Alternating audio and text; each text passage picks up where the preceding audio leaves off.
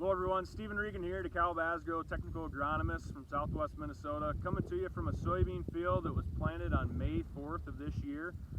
This field, like several others in the area and across the state, we were given that opportunity to get an early or even timely planting. Several fields across the state planted the end of April, beginning and middle of May, which is setting us up for a great opportunity to maximize our yield potential.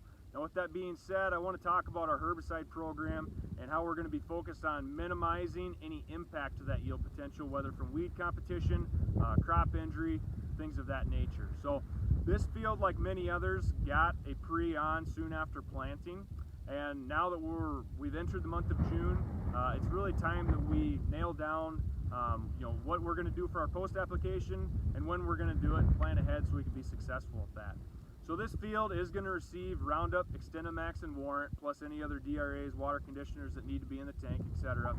But why the XtendiMax, Roundup, and Warrant? So XtendiMax, obviously, that's the horsepower, that's the leader of this process here. Obviously going to be controlling our emerged weeds and bringing us that soil activity to help control anything that's germinating or trying to emerge early on here.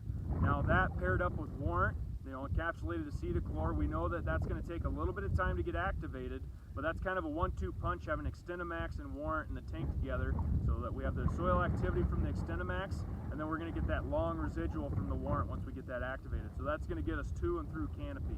And then Roundup being there to support the whole system, right? We're going to get broadleaf control, we're going to get some control of the early season grasses that maybe are popping up, and with those products together, we're going to keep this field weed free.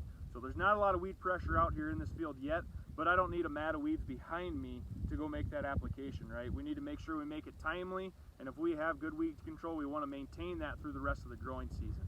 Obviously, we always want to be making sure we're controlling anything 4 inches and shorter, but the shorter it is, the easier it's going to be to control. So we're going to get out here and make that application as soon as possible.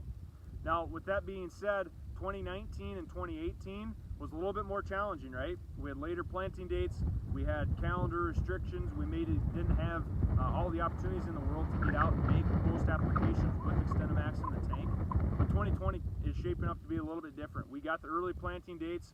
We're in a scenario where our corn applications are going well, starting to get wrapped up. We can now shift gears, get into the soybean post applications, plan ahead. If we need to monitor a certain wind direction to make an application on the field, we can do that. We're given that opportunity this year.